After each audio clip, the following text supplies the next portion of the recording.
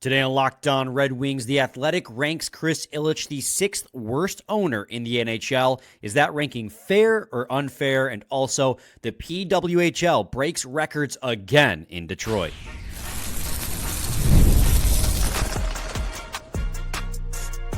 You're Locked On Red Wings, your daily podcast on the Detroit Red Wings. Part of the Locked On Podcast Network, your team every day. Welcome back to the Locked On Red Wings podcast. We are your hosts, Brian Fisher and Scotty Bentley. Sky's a host over at Locked On Tigers, as well as a sports writer for C&G newspapers, while I am a color commentator for Oakland University ACHA D1 men's hockey. And Scotty, we got a couple things to talk about. The timing was phenomenal. We were kind of going back and forth like, hey, what kind of stuff should we talk about with the Red Wings today? And then, bang, right in front of my face, Athletic came out with their first ever ownership rankings. It's a mixture of fan voting and their own evaluation of each ownership group. And Chris Ilitch came in, and the Illich family came in sixth worst, which was a little bit of a shock to me that it was that low. We'll talk about whether that was fair or unfair. We also want to talk a little bit about the PWHL's takeover tour. Came back to LCA yet again this year, back on Sunday after the Wings played and beat the Golden Knights. The Siren playing the Minnesota Frost, and they broke the United States attendance record again for the PWHL that they set last year in Detroit.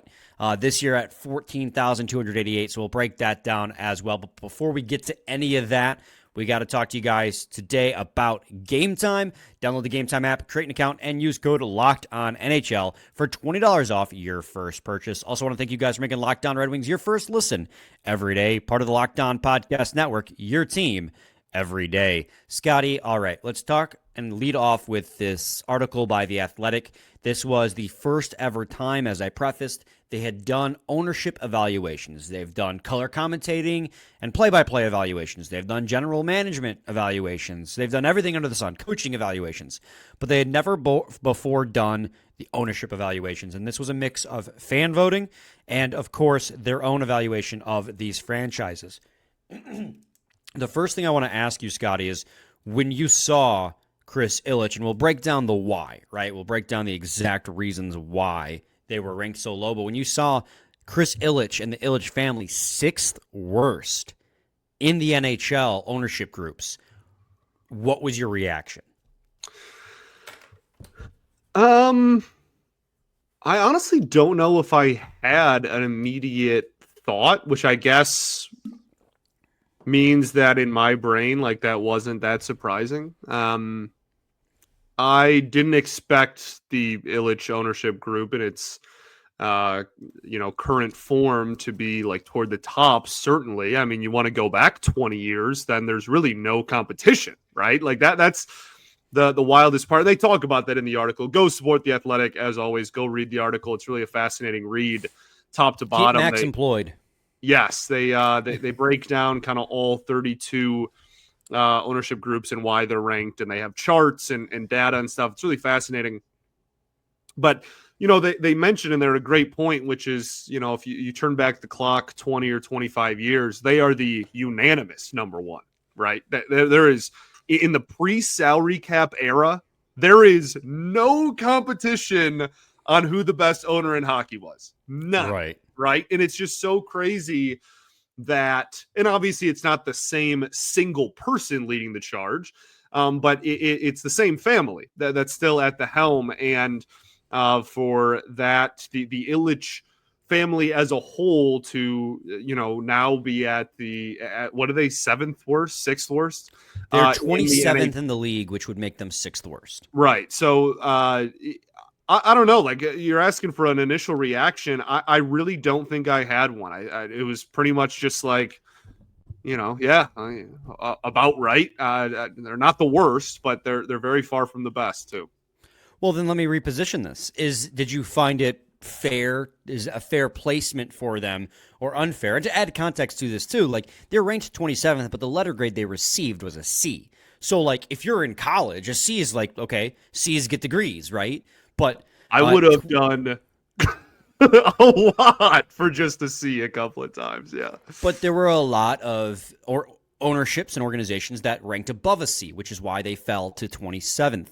So, and a lot of this is fan perception. I was a little shocked when I saw he was that low. I figured he'd be like 17th total, right? Like from top to bottom, right? Best to worst. I figured he'd come in at 17th, a little lower than the middle of the pack. Because if you're looking at the last 10 years of the team, they went through a rebuild.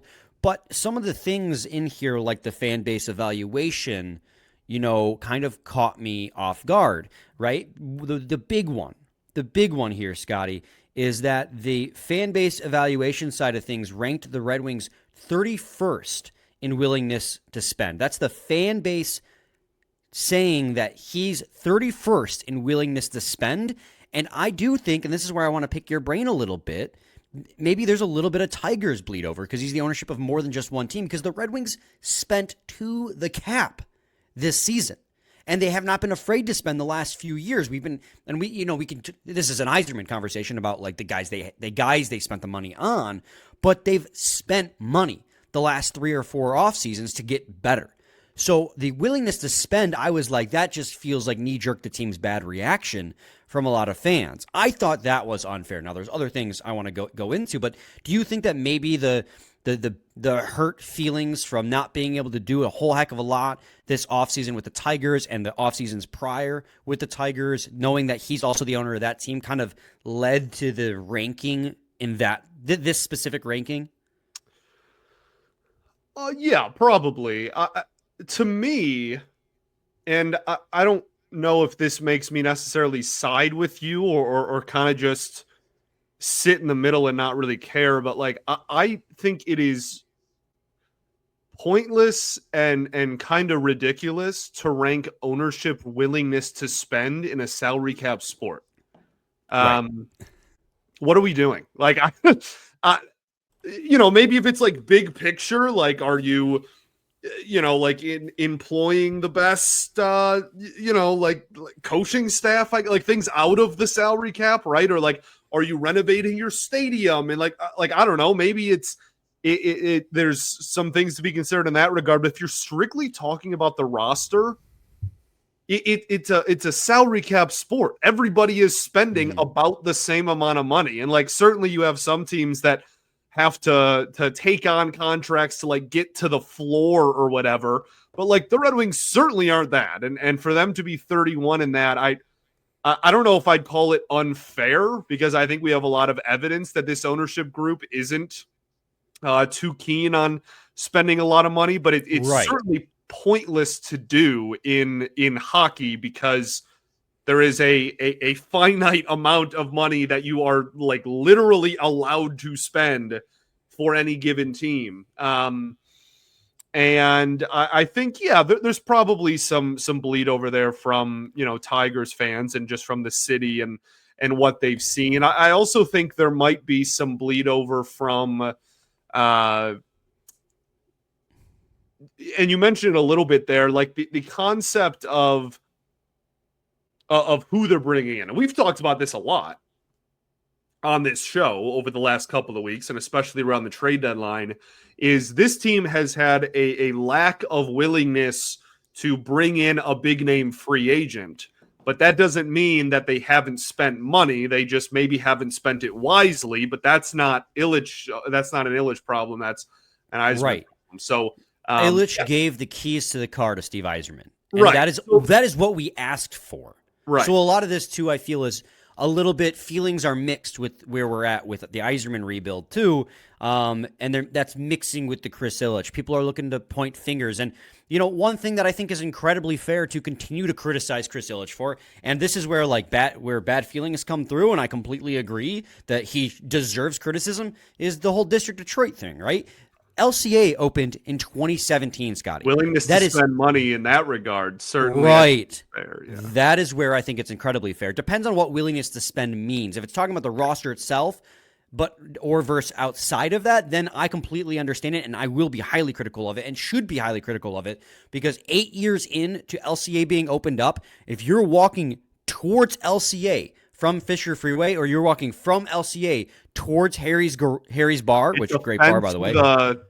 It is With a a tarp dirt over lot it. surrounded. You have the front, the side of the building facing the people, facing the freeway, is blocked by a dirt lot fenced in. The UWM garage, the main garage off Fisher Freeway, is still half tarped because they never finished the condos. Yeah. And across from that, we're talking all three, like 10 feet apart from each other, you have a started but unfinished steel girder like structure. So with that regard, I 100% get and support the criticism of Chris Ilitch, because Little Caesars Arena is probably, if not the best stadium in both the NHL and NBA. It is beautiful. But you made a promise to the people of Detroit that you were going to spend their taxpayer money on District Detroit, and 8 years in, all we have to show for it is parking lots, dirt lots, and steel girdered built structures that aren't finished. I understand that you're dealing with the city of Detroit, and there is probably a large amount of red tape around finishing some of these projects. But to not even see any progress 8 years in, that I completely understand and support the frustration with this fan base towards ownership. But I do think that sometimes that does also taint some of the other elements of surveys like this that don't matter in the end. We're just splitting hairs on some of the elements of it. But I was still surprised that it was as low as 27th, considering where, like you said, Scotty, this team was at 20 years ago, as well as, you know, where my perceived expectation was at maybe 17th. It just, I guess unfair isn't the right word to use that I used earlier. It just shocked me it was that low amongst the fan base. And it's dropped. 66% of fans in the survey had a lower opinion of the Illich family than they did in the last season. That is insane. Yeah. I'm probably going to ramble some more, so we should go to a break before we have our first break halfway through the show. But I'm not going to go to bat for this ownership group. Like, I'm not. So And I'm not trying to say, I'm not trying to go to bat for them either.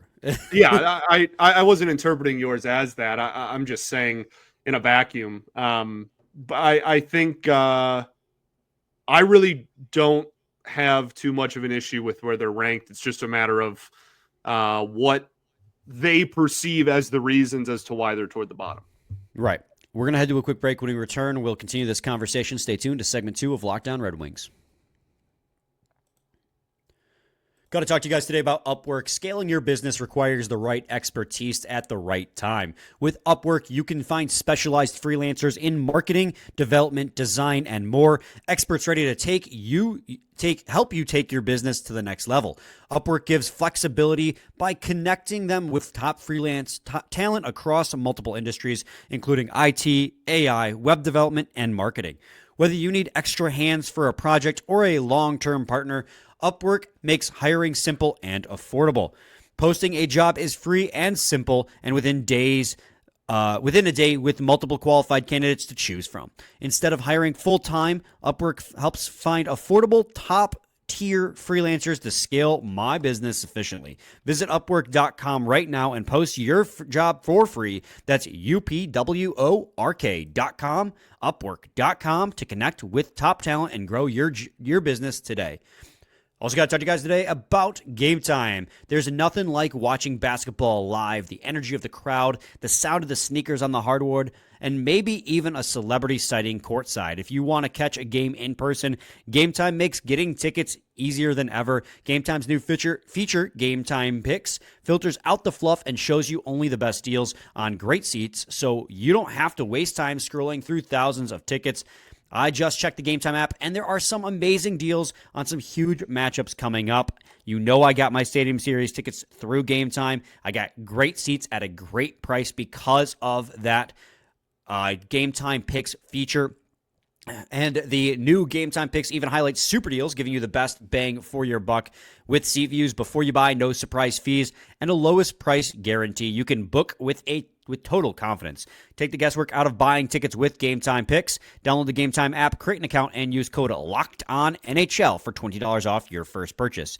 Terms apply. Again, create an account and redeem code LOCKEDONNHL for $20 off. Download Game Time today. What time is it? Game time.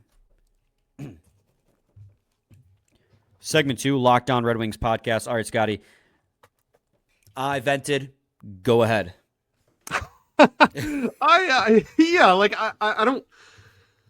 don't know, man. It's a weird dynamic just because it is harder for me to point to ownership specifically, like I said, in hockey than it is in maybe baseball or other sports. I guess really I'm just comparing baseball to hockey, but like it's what ownership's involvement is just very different. And I mean, certainly there is ownership that is bad enough to where you can't, win even in a salary cap sport. We saw that in Arizona for a while.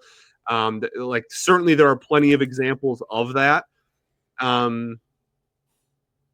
I guess the question I have is, and I'm not saying there's a right or wrong answer. I'm not saying the answer isn't like fully on his shoulders either. But I'm curious to know the general public's like level of blame for the Wings' last 8 years being on ownership specifically, right? Like, is the entire playoff drought completely Chris Ilitch's fault? Is it is the Yzer plan being slower than you expected Illich's fault, or is it on Yzerman, or was it on Ken Holland, or was it the teardown, or you know what I mean? Like, I feel like we are all, and I say we legitimately, like us included, kind of at times like obsessed with figuring out who the one person at fault is when like that's not reality.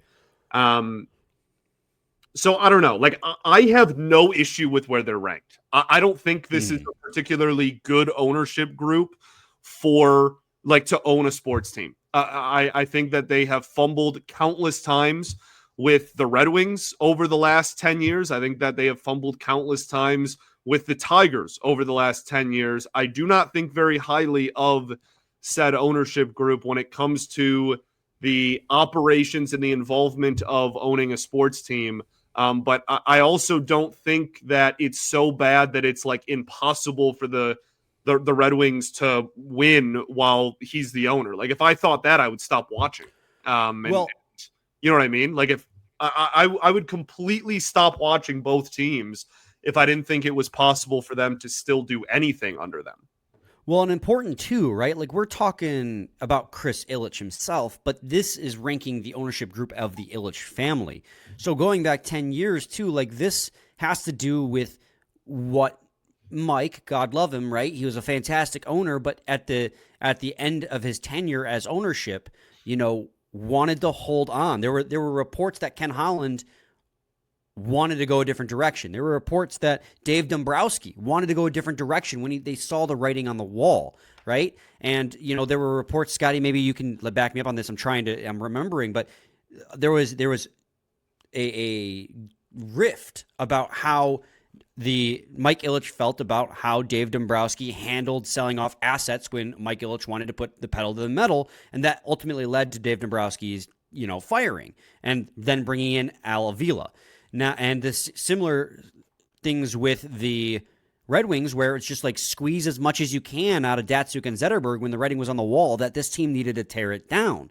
And so, that's not just on Chris. That goes back further to when Mike was in charge, because this is ranking the Illich family. Obviously, the last 8-9 years is on Chris. And so I guess, like I said, it's not necessarily unfair. That was a bad phrasing, but just a shock that it was that low.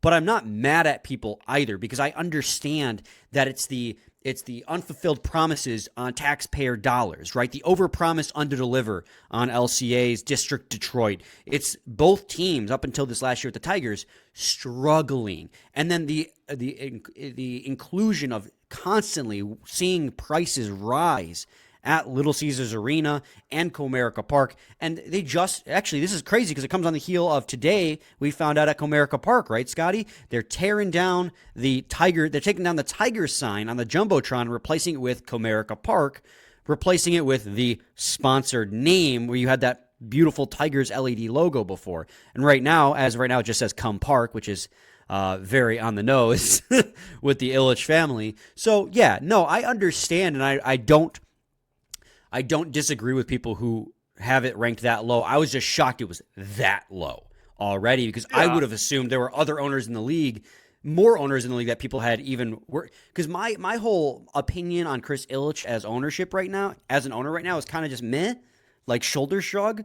Like, he hasn't done anything to wow me, but like, I also understand, like, he's done some things that we've asked, like hire Steve Yzerman, give him the keys to the car, let him run the ship. He hasn't directly interfered, as far as I'm aware, with any of Steve Yzerman's decisions. They've spent to the cap. The hockey team and the organization as a whole is what we wanted Chris Ilitch to do. They went out after the debacle that was Alavila. They went out and they hired Scott Harris. So, like, the organizational, like, I do feel like both teams are heading in the right direction, and he's minimally interfered. Well, I don't know about the free agency with baseball. There's probably more to do with that because there's no salary cap. But I do get the, like, outside of the organizational with the stadiums and all that. I think that's all very fair. Yeah, I don't know. Like, I'm in this weird place where it's like you're in the perfect place, Scotty. Well, thanks. My interpretation of his ownership of the Red Wings specifically is like very minimal. Like, I don't. That's where I'm at. Yeah, he like does much on a daily basis in terms of like running the Detroit Red Wings. I don't think he is very involved, like, whatsoever. And so, is he the sixth worst owner? Is the Illich family the sixth worst ownership group? Maybe.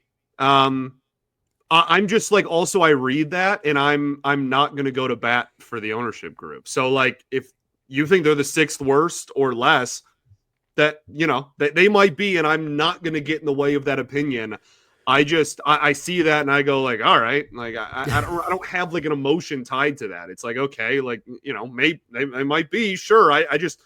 I'm not gonna like deflect arrows shot that direction.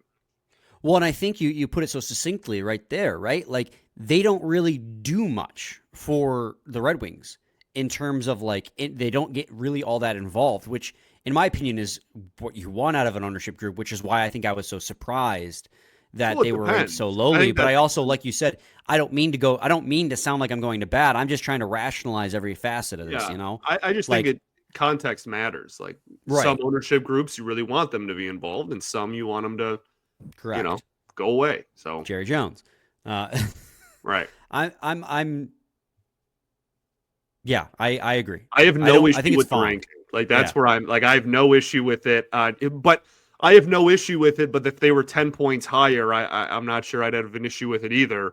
And if they were, 32nd, I wouldn't have an issue with it either. Like, I just don't like, cool. Like, I don't have much of an opinion on Illich, the owner of the Detroit Red Wings. I have plenty of opinions of the ownership, the owner of the Tigers. Ownership of the Tigers. Yeah, we can move on. We're starting to talk in circles. We'll talk about the PWHL next, and we'll preview the Caps. Stay tuned to Locked On Red Wings. The NCAA tournament is here, and so is the Bracket Breakdown. Locked On Podcast Network and Amazon Fire TV channels are teaming up to deliver NCAA tournament coverage like never before. Watch studio shows featuring former players and Locked On's local experts as they guide you through every upset, buzzer beater, and bracket matchup. Stream it all for free on Amazon Fire TV channel. Search Bracket Breakdown to see it all for free. It's your team every day.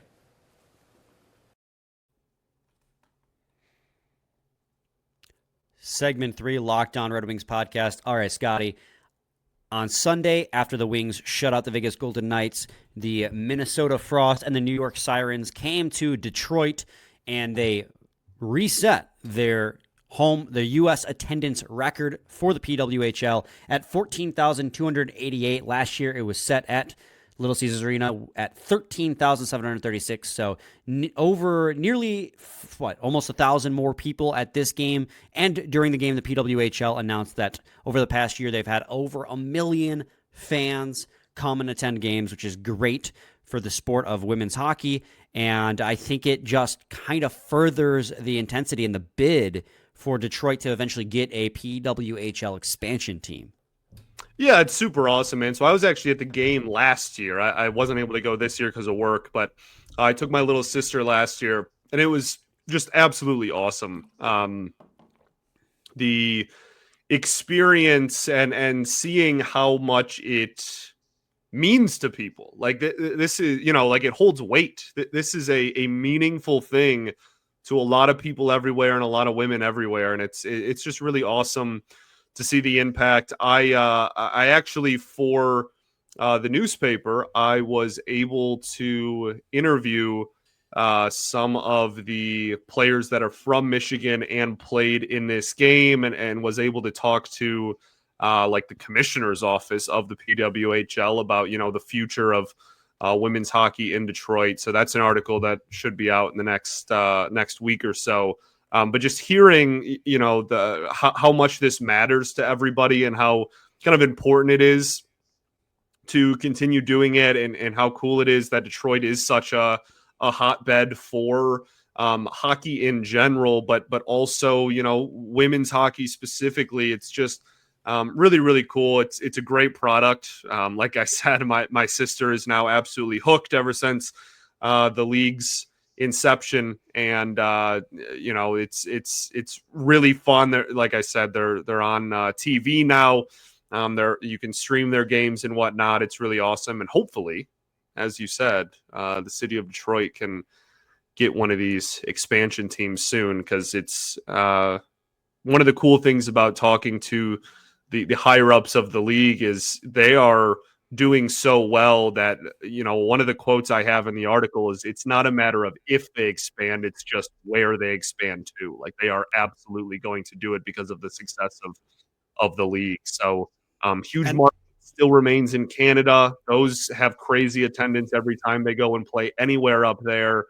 So I'm sure they'll expand to more Canadian cities as well. But just awesome, man. And there's no downside to it. Like, it's just like it's good for our beautiful sport, and it's awesome to see ways for the game to grow outside of just the NHL product. There is literally no downside to women's hockey growing and getting more popular. It's only good for the sport of hockey, which struggles with growth to begin with, right? One of the big things we talk about with our sport is the reason why it's so hard for it to get mainstream is because it's so niche still. And a lot of that has to do with the barrier of entry, right? Just a different conversation. It's an expensive sport to play with the equipment, with the ice bills. But if women's hockey takes hold, it can inspire a whole new generation, especially of young girls who want to play hockey. And it's working, right? Sean Shapiro wrote an article about how it's affecting his daughter. I had a buddy on my men's league team go and watch the game. Almost missed our playoff game. He made it, though. And he was singing the praises of it in the locker room about how much of a fun time it was. So it's only a good thing. Seriously, it was awesome, dude. Like, right. I went to last year's, not this year's, but like, and that game went into overtime, and they're like, it was all the drama. Yeah, dude, really, really cool. It's absolutely awesome. And hopefully the league just continues to grow and grow. And then again, as somebody who covers like local sports, seeing since the start of the league, youth hockey participation with girls has boomed, like exploded. And that's not a coincidence. So awesome for the game of hockey, awesome for our beautiful sport. 100%. And it's only a matter of time before Detroit gets a team. As long as the league continues to find success, Detroit's a slam dunk. For sure. Especially with back-to-back years breaking that record. They are chanting, "We want a team." It's a slam dunk. Yeah. I'll be really excited to see when they expand to Michigan. Finally, Scotty, we have the Washington Capitals in Washington again. And last time you played them in Washington was the day of the trade deadline, and you blew your third period lead in 30 seconds, allowed two shorthanded goals against. It was one of the most frustrating losses I think we've ever had. Thankfully, it was on a Friday, so I could drink. Crazy sentence. Yeah, man. Like, don't do that again. That'd be cool. Don't drink? No, you do whatever you want, dude. That's Allison's problem, not mine. I am a problem. I'm aware. I think really, like everyone's going to be watching too. Like anytime you play the Capitals at this point, it's like a national story just because of the chase for Ovi. Oh, So I know. There is a banner permanently on top of NHL.com talking about it. It shows the date of the Capitals' next game. Yeah, just for the chase. It's like what baseball has been doing with Ohtani, like the meme of, you know, his next at bat is in X amount of minutes or whatever. I love that. So yeah, man, like you're gonna have a lot of eyes on you, and I think there's a conversation to be had maybe later this week about like the outlook of the rest of the season, like genuinely, and how the opponents you have coming up specifically, because there's a lot of really good teams. You know, not to.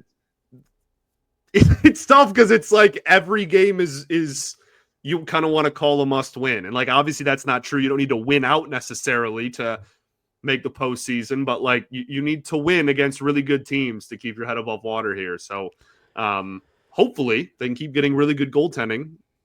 Solid enough, I should say, goaltending. Serviceable, right? Yeah, right. I don't know about really good. Hopefully they can get better goaltending like that we've seen lately, as opposed to what we saw, you know, before the trade deadline there.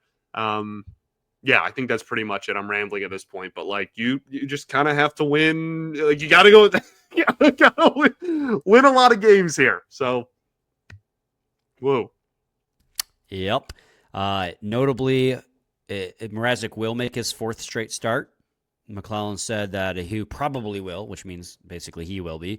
And Jeff Petrie skated during practice today. Not just like, you know, skated, but like participated in practice today. So he'll be close to coming back. And believe it or not, Jeff Petrie will be an upgrade on this defensive unit because you have a third pair that can only get deployed in the offensive zone against the bottom players on the other team. So Jeff Petrie on the third pair would be an upgrade, believe it or not. So getting Jeff Petrie back would be a slight reinforcement. Scotty, like you said, you got to beat the good teams if you want to win. If you want to man, like good teams don't look ahead at like strength of schedule. You can't afford to. You can't afford to be scared of who you're playing. Yeah, dude. Like that's just like not how good teams operate. It's right. Only middling teams that are like, oh, you know, we have a chance to win here. We can steal some wins here. We'll lose these. Good teams just go into every stretch thinking that they're going to win. So that's what's needed. Yep. Any final thoughts, buddy? We ball, baby. We ball. We'll be back with a new episode tomorrow, recapping the game against the Washington Capitals. Same time, same place. It's your team every day.